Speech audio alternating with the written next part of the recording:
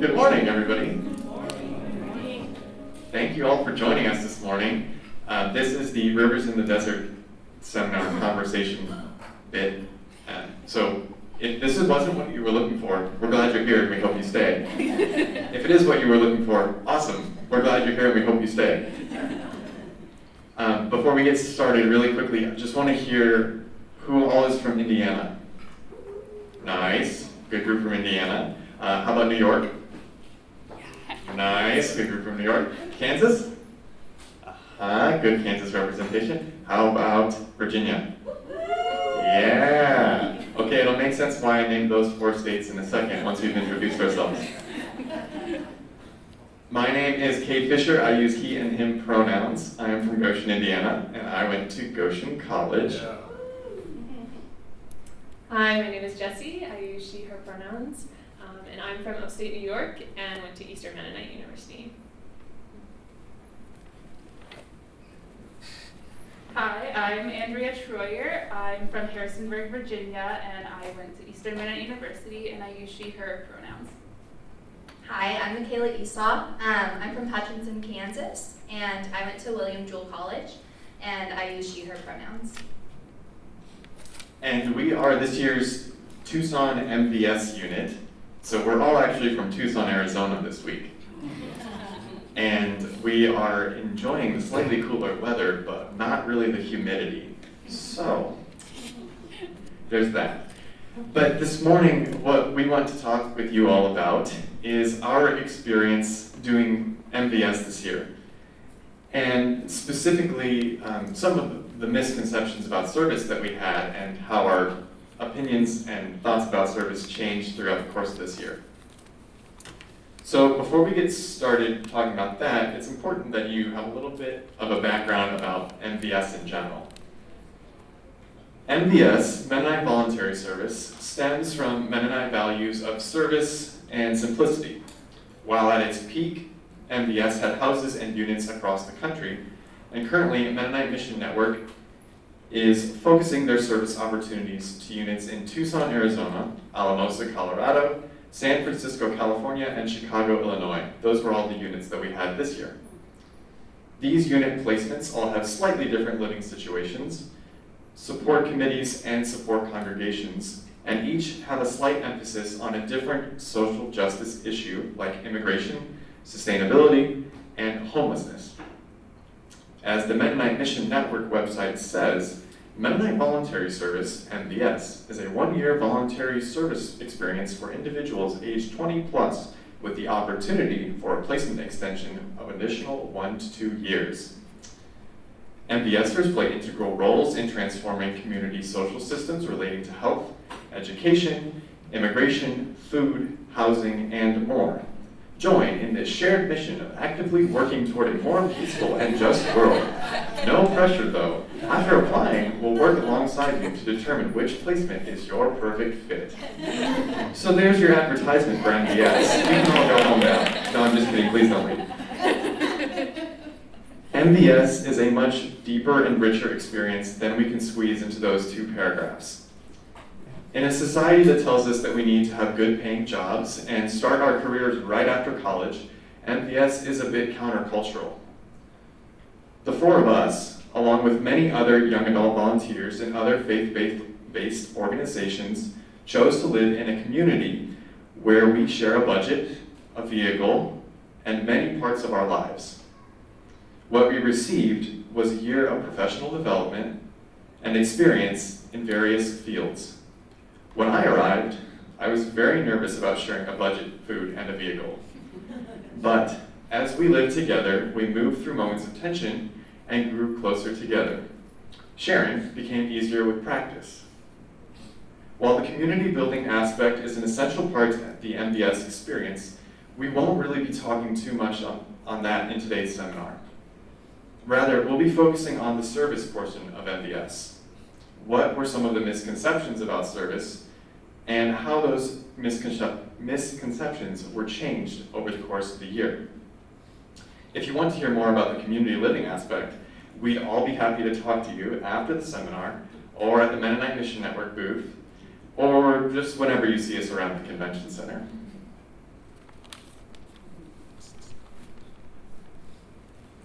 So you might be wondering where Tucson is. So oftentimes when you think of Arizona, you think of Phoenix is kind of what I first came to mind, but there is so much more to Arizona than just Phoenix. So Tucson is about an hour north of the border, and so this area here is typically known as the borderlands. And so that there brings a really key important part of what it means to live right along Mexico. It's a huge aspect of it. Tucson also is very close to the Tohono O'odham Reservation, and it's important to acknowledge that Tucson sits on the ancestral lands of the Tohono O'odham people. Tucson is a part of the Santa Cruz watershed, which is a river that kind of goes through the south into Mexico and actually goes north, which is really interesting, and then connects up to the Colorado River and then goes out this way. And those things are all really important because we're taking these different elements of immigration, tribal lands, and water security, especially in a southwest city. What does it mean to be resilient as a city in this space? And so Tucson is about 1 million people, and it's also interesting that with about 1 million people, there's only one Mennonite church, which is, for some of us, we were used to like Mennonite churches everywhere. And so that was a really interesting idea of just being in one community, in our religious community with a lot of people. Yeah, so this is kind of a little bit about Tucson and its unique aspects that bring us together. So pretty soon after we started our jobs, we started talking about what our organizations mean to Tucson. So something we were thinking about is that the organizations that we were working for should not have to exist. In an ideal world where things are going well, we should not have to have an emergency migrant shelter. We should not have to have an organization that's picking up the pieces from the damage that we've done to the earth. And so, keeping this in mind, there were some moments that we were like, why are we doing this work? We're not, these organizations shouldn't have to exist. And what we came to realize was that the community of Tucson pulled together and saw that there were these needs in the community. The institutions, the systems had failed, and so there were these needs, and the community created these organizations to fill those needs.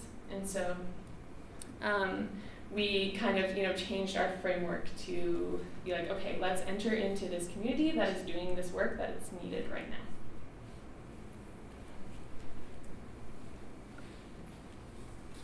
So in October, we got to go on a border learning trip.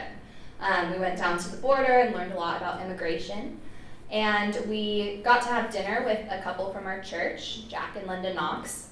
And they live in Douglas, Arizona, which is on the border of Agua Prieta, Sonora. And Jack and Linda Knox have a ton of experience with service. We were just starting our year, so we asked them, what does mission mean to you? And what Jack told us was that he wouldn't call what he does mission work. He goes to a community, he obviously wants to help them, but he makes friends, and then he waits for his friends to voice the needs of their community. And that was really profound for us to think about as we entered into our year of service, as we were having dinner with these migrants, and we were laughing with them and having fun and building a community first, and then finding out what our friends need from us. So we're going to go into a time of sharing, and each of us are going to be sharing some stories that we have. And you may have noticed some pens and sticky notes as you were walking in. We would invite you to write down any questions that you have, thoughts that come up for you. What does service mean to you? Also, if you want to doodle, I'm the type of person that likes to just doodle as I'm thinking and processing a lot of stuff. So those are open for you all. And if you have some extra, if you guys do not have any nearby, so what we'll do, we'll start with Michaela, and each of us will go, and then there'll be a time of interacting with those questions at the end. So.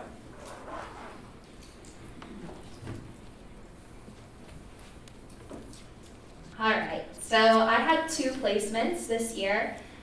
One was the Coalition to Dismantle the Doctrine of Discovery, and that's an organization that tries to repair some of the harms Christians have done to Indigenous people. And I was a communications coordinator, If you got a flyer in your bag from the coalition, I made that flyer.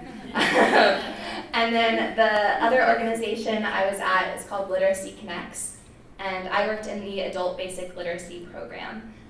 So we work with students trying to get their GED or pass tests to enter training programs. So before I got to Tucson, I was nervous. I knew I was coming to a desert, which in my mind was this hot, dry, barren place just devoid of any life or anything growing, which was not true. And I also knew I was working with two marginalized groups who have faced a lot of oppression. I was working with Indigenous people, and I was working with adults who had dropped out of high school. But I found when I got here that actually there was so much joy in my work that I didn't expect. I was nervous to work with adults who were older than me. It's a little intimidating to teach people who are older than you are. But as I got to Literacy Connects, there were so many people that came in excited to learn. They were choosing to go back to school. They weren't being forced to. And I remember these three women from Cameroon who spoke 3 different languages, and none of them were English. And the youngest one, she was this incredible hairstylist. And her aunts would show me photos of all the braids she had done that week. And I would try to speak to her in English, and she was the most nervous to make a mistake or to test out speaking in English. And I also was working with a student named Michelle. And Michelle was a mother. She had grown up in Mexico. And she would come in with her Starbucks, and she really wanted to go to college, and she wasn't sad, you know? There was so much joy. And one day I was in my office, and I heard the youngest woman from Cameroon teaching Michelle math in English. And I was just so amazed, but I don't even know why I was amazed, because I was working with people who had so much life experience, and they had all this knowledge. And they might not have understood negative integers, but they understood debt. And they might not have understood fractions, but they knew how to cook. The woman from Cameroon brought me lunch one day, so I definitely knew that they knew how to cook. And one of my students, he was working on geometry. He had never done that level of math, and he was getting them all right. And he was so frustrated, and I asked him, like, why are you frustrated? You're getting these right. And he was like, well, I don't know how to do it. I just have worked construction all my life, so the answers just come to me.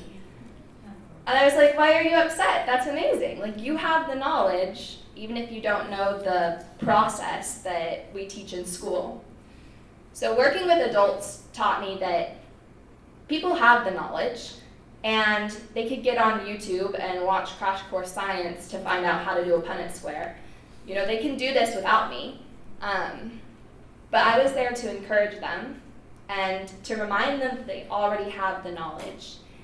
And every day I would come in, I'd work with Michelle. She would tell me I can't do this, and I would tell her that she could.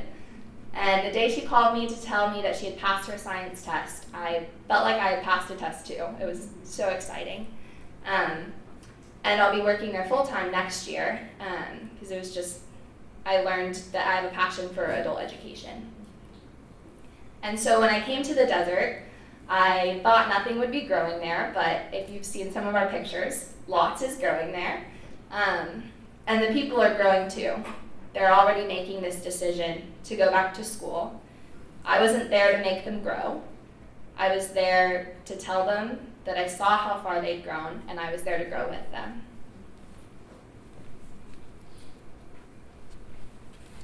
Thanks, Michaela. Again, my name's Cade, and this year I worked with the Florence Immigrant and Refugee Rights Project. I had to double check that because the first like 20 times I said that organization's name, I kept calling it the Florence Immigrant and Refugee Resettlement Program. So I was messing up the last 2 words, and we were on the border delegation, and the other leader of the group that we were with came up to me and she's like, you know, you're saying the wrong organization. And I was like, oh, that's awkward because it's on my shirt. And so I fixed it from then. And oftentimes we just call it the Florence Project or FERP, and I was a Furby this year. So my job was as an administrative assistant for the most part. I did a little bit of legal assisting, which I didn't know was a job until this year. I thought you were either a lawyer or a paralegal, and there was nothing else in the legal field. I was very wrong. There are lots of jobs in the legal field that do not require a law degree and are very important. So what I did as a legal assistant was a lot of mailing. I was in charge of looking at the orientation requests email. So about every day we get 3 or 4 emails from people who have family members who are in detention and are looking for assistance. And I should say the Florence Project, their primary goal is to provide legal orientation to people who are in detention in 2 specific facilities in central Arizona. So that's Eloy Detention Center and the Florence Detention Center and Florence Correctional Center. So those 2 Florence facilities are kind of connected. And so what I would do is I would receive a lot of those initial requests from people. So people would send me an email or leave a voicemail with the Florence Project, and they'd say, "Hi, I know somebody who's in detention. Can you please provide us with a free lawyer?" And providing people with a free lawyer is not really within the capacity of what we can do for most people. So I would respond to their email and I'd say, "Hi, thank you for your email. I'm sorry to hear that this person is in detention. This is a really tough time for you, I'm sure. Please give us their alien number, their name, their country of origin. We'll try to look them up in our system and add them to our next Know Your Rights presentation." The Know Your Rights presentations were orientations that we gave every week, once a week, in each facility in Spanish. And then afterwards, people had the opportunity to do an in-person individual intake with a legal assistant or an attorney from our legal team. And the Florence Project also works with children and with, specifically unaccompanied minors who are migrating, and provides some pro bono services, some free services to people who are not mentally capable of representing themselves in court, but a lot of what we do is provide skills and training for people to represent themselves in front of the judge in immigration court. So a lot of my job was organizing that type of training or sending out these mailing packets. So every week we would get a list, we'd make a list and we'd say, okay, we're going to send out 300 packets to people who are in detention, and this has information about how they can call our hotline and some basic information about their rights in detention. When I arrived in Tucson, I was not under the impression that I would solve the immigration issue by any means. This is a very complicated, built-up issue that has been made worse over decades of immigration policy that needs desperately to be reformed. So I came to Tucson and I was not thinking that I was going to fix this.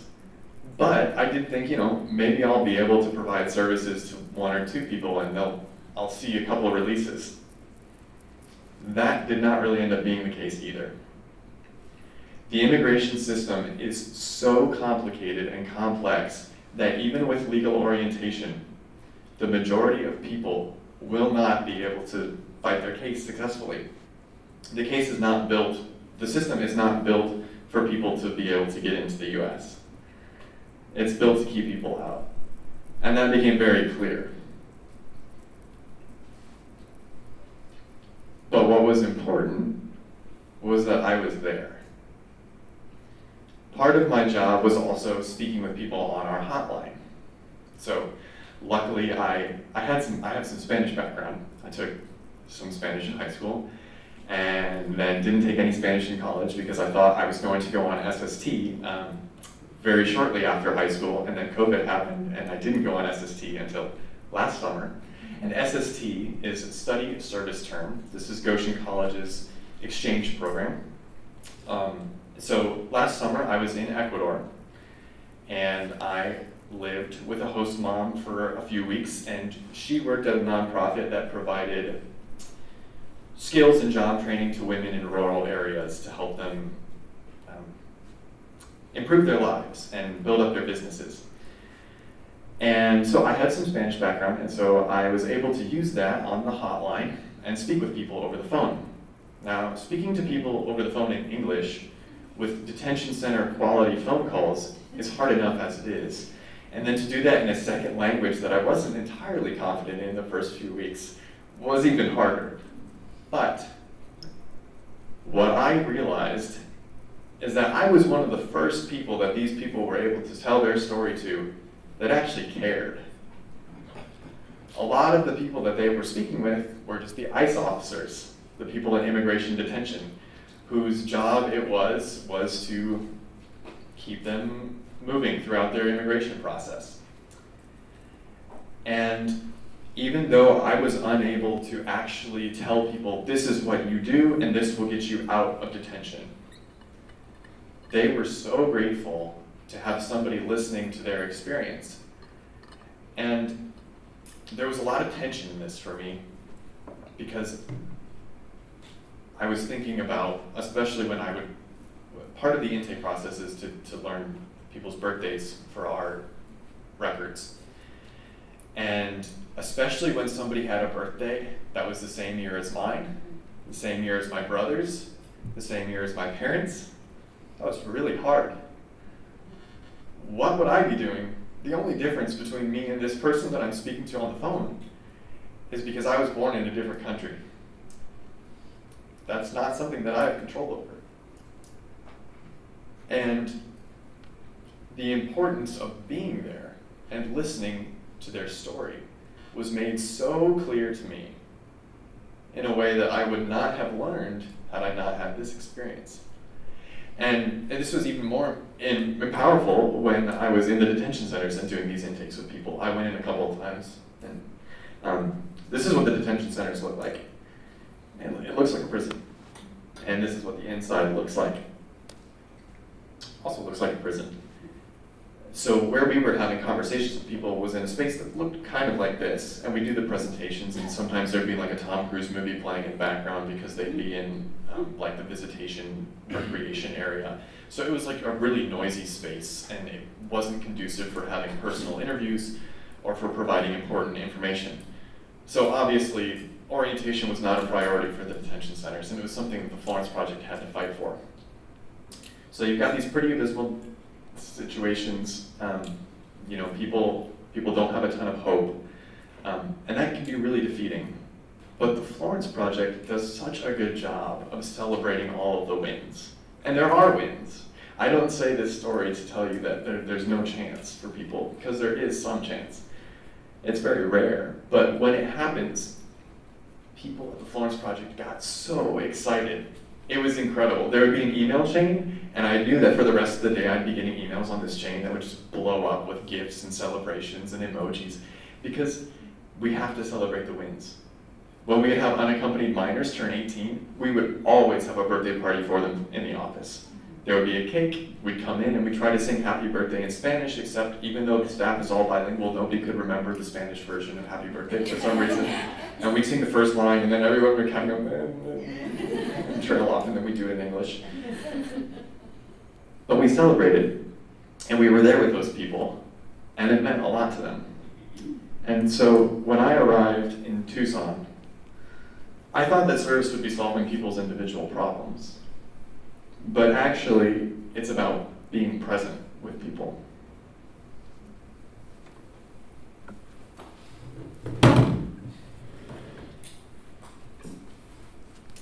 So I worked at an organization called Casa Habitas, similar to Cade's, working with asylum seekers coming to the U.S. So basically, what would happen every day is that we would get a message from ICE that they were dropping off like 300 people, 400 people, and we would be ready for them. So every day we would welcome these people in and help them continue on their journey. So we would offer a place for them to stay the night, help with transportation to the airport, help them book flights and that. So that our goal was to reunite people with their families in the U.S. and help them get where they're going. So coming into this job, I really didn't know what I was getting into. I knew that I was working with migrants. I would need to learn Spanish really quick, and that's about it. So I assumed that this was going to be a job full of tasks, making beds, driving people to the airport, finding cheap flights for people. And I did all of those things. I did a lot of random tasks. But I found myself more often on the floor with a kid coloring in a coloring page, or sitting with someone trying to find a missing family member, and when all of my resources were gone, just sitting with them. I found myself giving hugs and rejoicing when family members were reunited. There was this one time where I was approached by a man. He needed some help understanding his flight itinerary. So we sat down. At this point, I knew enough Spanish to talk him through the process. And so, I told him, okay, you're gonna have a layover in Denver, and you'll have 2 hours there, talking him through. That took a couple minutes, and then I was like, okay, you're all good. And he didn't get up. He pulled out his phone, and he started showing me pictures of his travels. So I don't remember exactly where he was from, somewhere in South America. And so he had come all the way up through Central America on different boats, ferries, traveled through the jungle, took buses, all forms of transportation you could think of. And he was showing me his pictures and all the friends he had made along the way. And we sat there for 10 minutes until I was like, dude, you need to get on this bus, you need to get your flight. But after that, I was just realizing that, yes, he needed some help talking through the flight process, but what he really needed in that moment was for someone to sit there and listen to his story. And those are the things that I remember, and I would assume the guests would remember it as well. There's another time that I was working at the help desk, talking to people, trying to find cheap flights for people, booking flights and bus tickets. And there was a group of Mauritanian men sitting in front of me. And we were just sitting there in silence for a couple minutes because I was waiting for a coworker to get back to me about this discount program. And then I was like, you know what, I'm gonna try to learn some Arabic right now. And so I was like, okay, you guys need to teach me the numbers in Arabic. And I was like, I know a few. I was like, wahad, and they just burst out laughing. And I was like, I don't know if they're laughing at my pronunciation right now, or if it was just a surprise that I knew a number in Arabic. But it was one of those moments where it was just this, I don't know, joyful, unexpected experience of sharing in humanity, this connection of trying to figure out someone else's language. And those are the moments that I remember. And again, I came into this year thinking that my job would be, that service was a series of tasks to be done. And what I experienced was that service is really about the human connection, finding similarities, being excited about the differences, and just being present with people.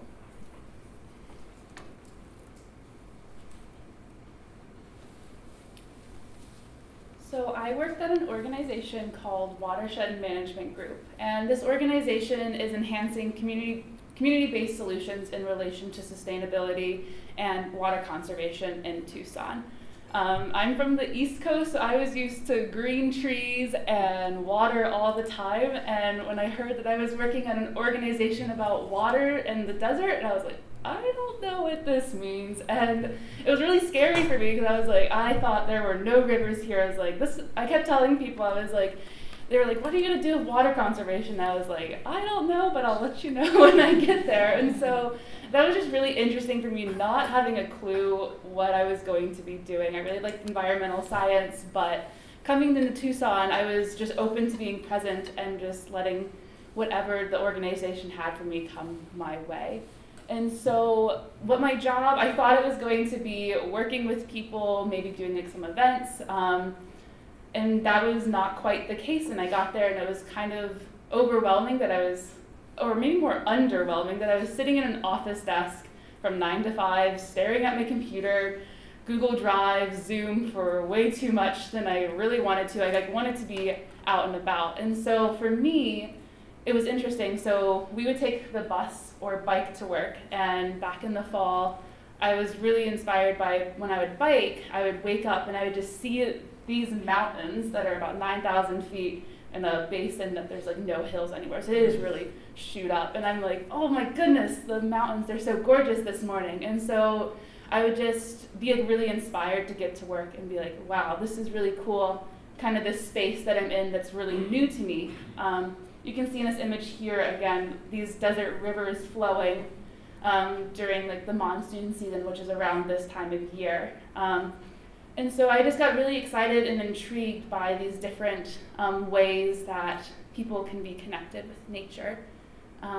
One of the programs that I was working with is called the River Run Network program, and that there is trying to restore the heritage flow of Tucson's creeks and rivers. And so for me, that was a really new idea of like, what does that even look like? And so I was leading some trash cleanups. I led about 7 cleanups during my time so far, and I'll be leading one more in July. And that there was kind of a time of, I was coordinating these volunteers to come and pick up trash once a month in the creeks. And I found that really interesting because I was a volunteer or coordinating more volunteers to go pick up trash for 2 hours. And I was just really inspired by these people that on their free Saturday, they were willing to come out and pick up trash. I was like, this is super cool to see.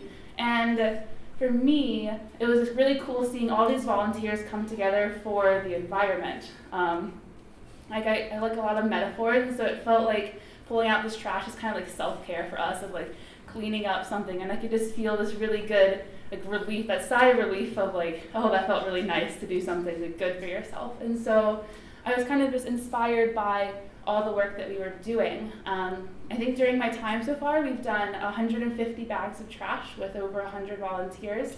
And so just really exciting to like, see those celebratory moments of people coming together for the environment in an act of what I would say environmental service. That was kind of a new term for me to think about. And so another thing that my organization was doing was removing invasive species in the area. So in this top corner, you can kind of see this bamboo reed that's called Arundo donax. It can grow up to 15 feet tall, and it kind of is in the waterways. And that plant is soaking up a lot of the water in areas that are really sensitive in terms of it's like there's still like evidence, or it's kind of a place that's a shallow groundwater area, so the rivers do still flow in that area, which is something I was really surprised about. And so you can see in this photo over here, this was a big event that we had that some of my housemates came and joined me with. We removed 2 tons of arundo during that time, which is a really satisfying thing to think about. I could just like feel like this relief, and you guys probably know it was a lot of hard work to do that. I was actually hanging out with the kids by the creek most of the time. But it was just, again, seeing the community coming together and doing this act of environmental service of what does it mean to be in relationship with nature. I think that was a new concept for me, is like all my housemates, we would sit at the dinner table and like talking about their stories from the day, and I was just like, I'm not really talking with people, but I am out in nature and like hanging out with nature, which I think is a really cool thing to think about. So for me, when I think about service, it wasn't just like, yes, we were interacting with people, but also there's this interaction with nature as well. So I found a lot of celebratory moments when our organization, we would be recording like how many days of flow the rivers are seeing. And so this past winter, we had so much rain that some of our rivers were flowing way longer than what they like used to in the past. And those are moments of like celebrating this environment, celebrating the work that the community is doing together. I found moments of service when I was hanging out with creeks and sharing them my knowledge about bugs, because I had no one. It was just a really exciting time and kind of just being in good spirits with them. And so I would encourage people, like when they go on hikes and when they go and pick up trash, it's like those curiosities that we have with nature, like it's kind of a way that nature is voicing the needs that they have, similar to how people voice their needs. There's that similar parallel, and so for me, I thought that service had to be an interaction with people, but it also can be with nature.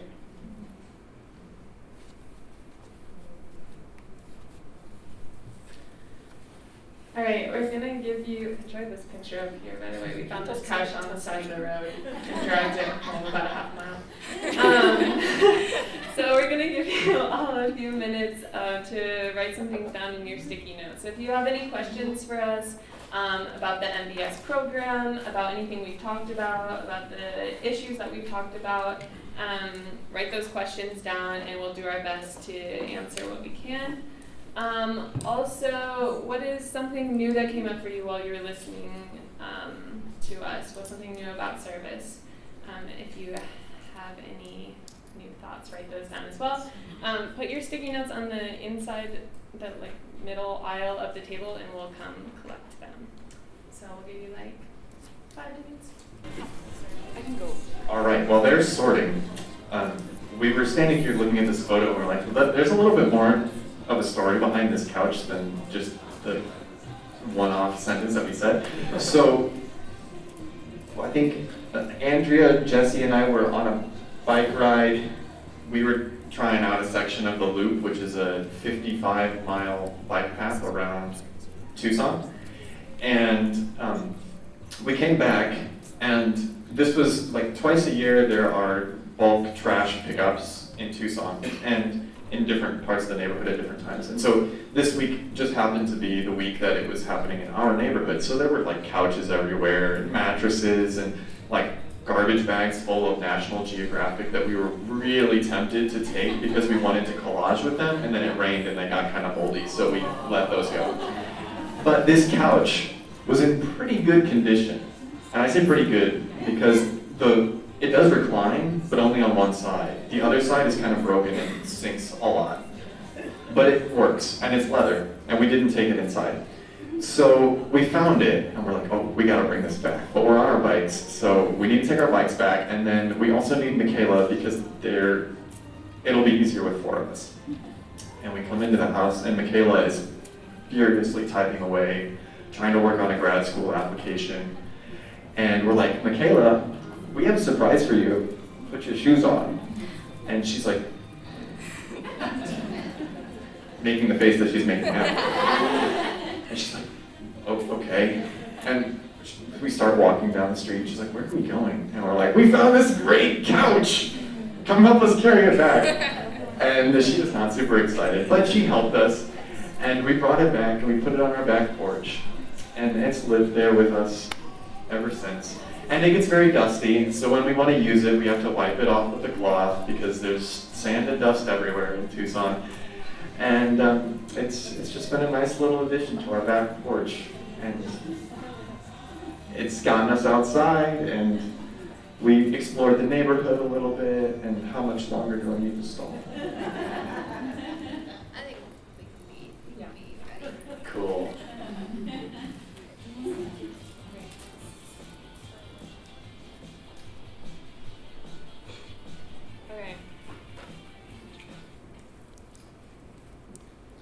All right, a couple of people asked what our relationship with the church was with Shalom Mennonite. So they were a huge part of our experience with MVS. We actually live on the same property as the church. And so we went to church every Sunday because it was right there. But as soon as we came, it was very evident that they were there to support us. They brought us new blankets and plants and completely had renovated our house the year before we were there. So there were physical evidence that they were there to support us. Throughout the year, the support committee would come over to our house every other week. Someone from the support committee would come over to just check in on us. They would spend dinner with us. What else should we say about this? We'll say a little bit more in a bit. Well, yeah, we'll share a little bit more about Shalom in a bit.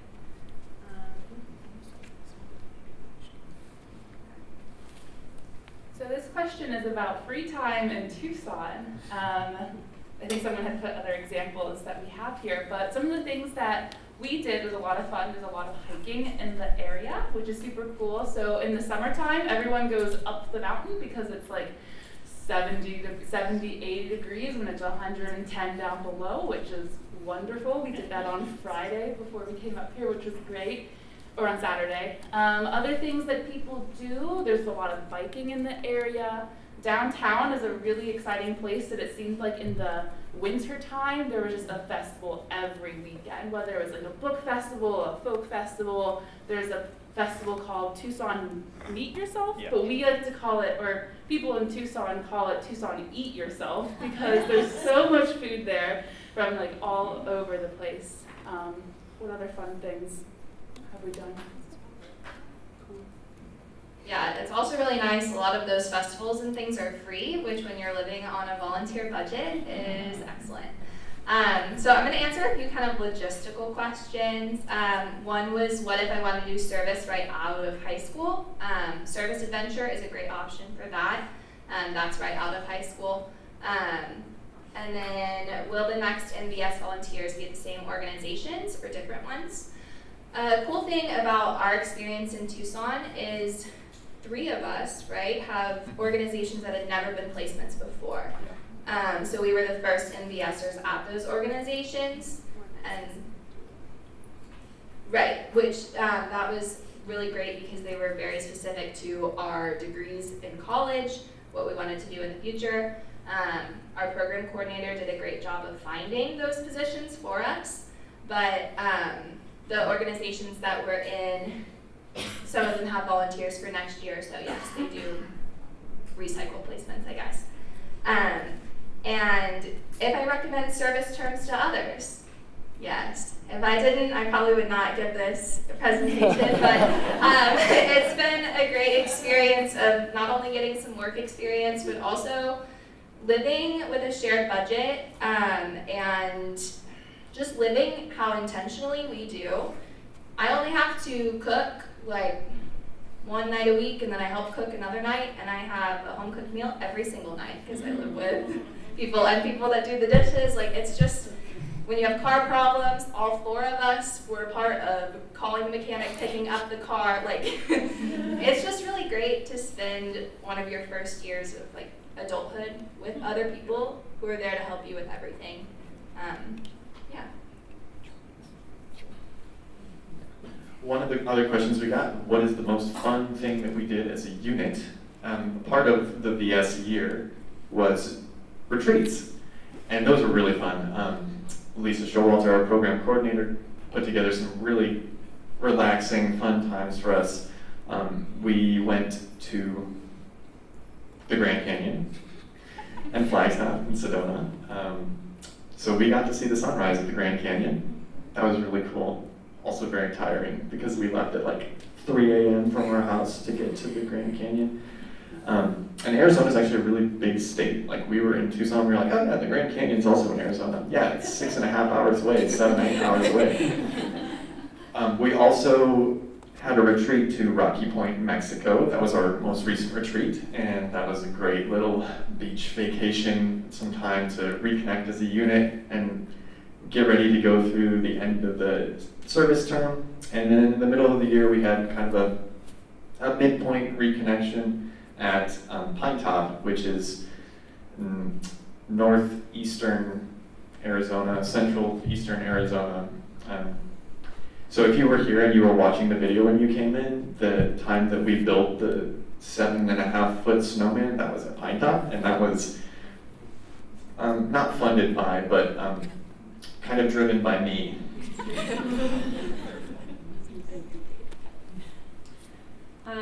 One of the questions is, what was the most stressful moment of living together and a time that we felt most connected? So I think, like Michaela was saying, a big perk is that we share everything, and that also is a struggle.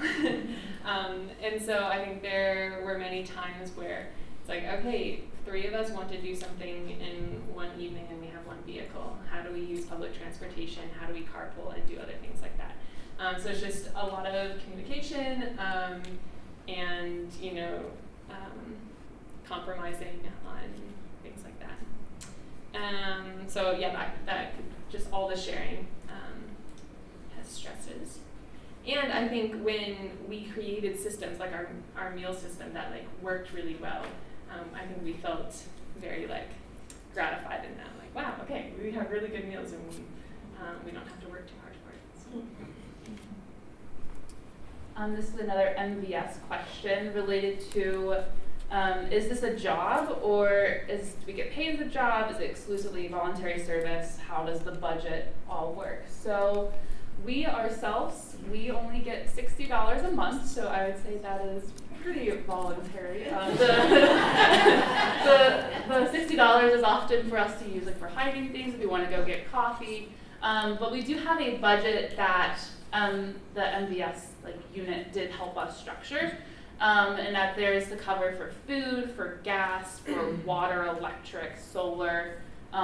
We do have an education and recreation budget, voluntary expense, medical. So there was a structure there that we were financially secured if something were to happen. We weren't going to struggle, and that's kind of part of the privilege of doing this, is that we didn't feel like we were going to run out of money, but we did learn a lot about what it means to live simply, because we did have this budget, and we were we can't just go out all the time and go do these fun things. We did have to think about what it means to live simply. The way that financially how it works is that we did fundraise with people in our home church community, in our community areas, and then also our organizations, they give the MVS budget a stipend, but we never actually see that. We only see the $60. So that's kind of a little bit of how that works. So the last question is, what are our plans for after this year? So I'm going to be working full-time at Literacy Connects, which is the organization that I was placed at. I will be moving back to Harrisonburg, working at Eastern Mennonite University as a sustainability coordinator. I will be moving to Yakima, Washington to start medical school. I will be moving to Ann Arbor, Michigan to continue working in the immigration field with an organization called the Michigan Immigrant Rights Center as a legal assistant for the long-term foster care and unaccompanied refugee minor sub-practice. Wow. Yes.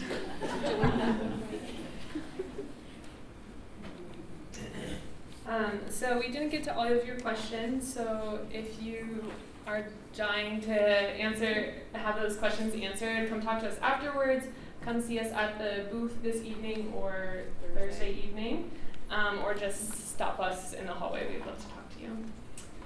So kind of to wrap up all that we've said today, our experiences taught us that service is about connection with the land and with people.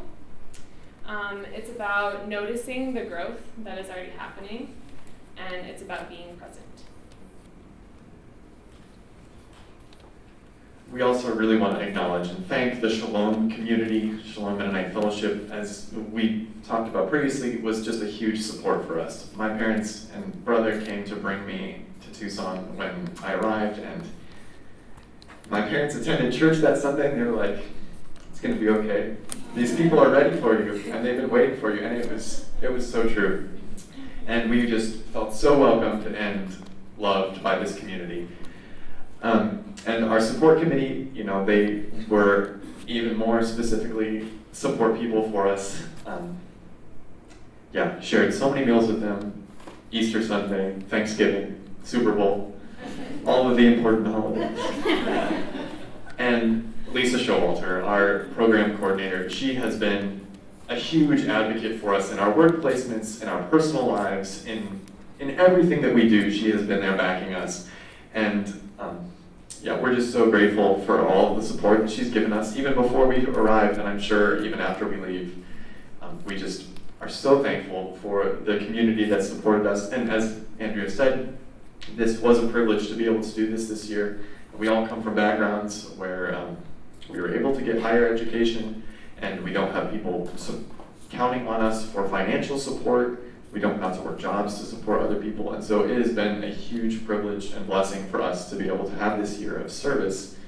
And MMN and MVS, are working to make this as accessible for as many people as possible. So if it feels like there are financial barriers or reasons why you can't do VS, we encourage you to speak with us or Lisa or other VS coordinators or Mennonite Mission Network folks, and they will be more than happy to talk to you about the opportunities that they have.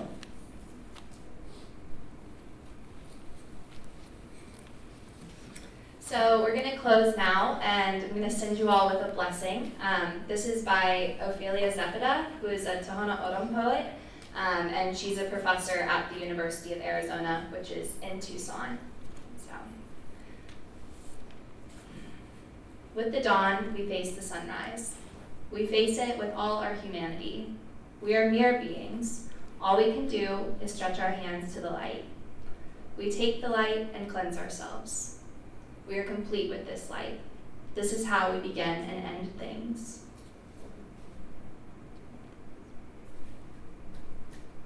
All right, and if you follow us on Instagram, we have stickers that are very cool. So if you show us that you followed us on Instagram, you can get a sticker. And you can scan this QR code, take a picture of this for contact information, and come see us at the Mennonite Mission Network booth tonight and Thursday night. So. Thank you.